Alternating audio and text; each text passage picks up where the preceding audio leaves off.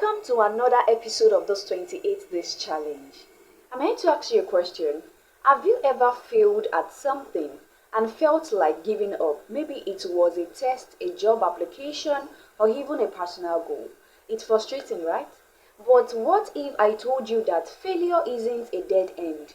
It's actually one of the best ways to grow. Today, we are going to talk about how you can turn your failures into lessons that push you forward instead of holding you back. So take a seat, let us dive into the deep discussion. Most people think failure means they are not good enough, but that's not true. Failure isn't proof that you can't succeed. Failure is a feedback. It's like a GPS recalculating your route when you take a wrong turn.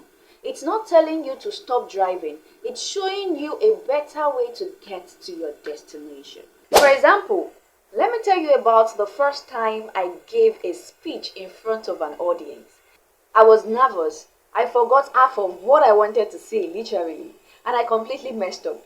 At that point, I felt like a failure. I told myself, maybe I'm just not meant to do this. But after reflecting, my failure had nothing to do with my potential.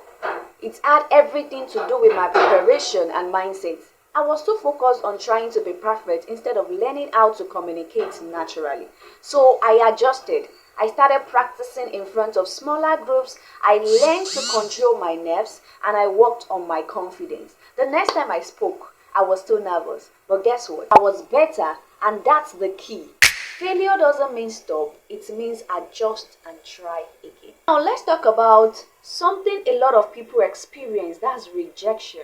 Imagine applying for a dream job, putting all your effort in it, and getting a rejection email. You might think, I'm not good enough. Maybe I should lower my expectation.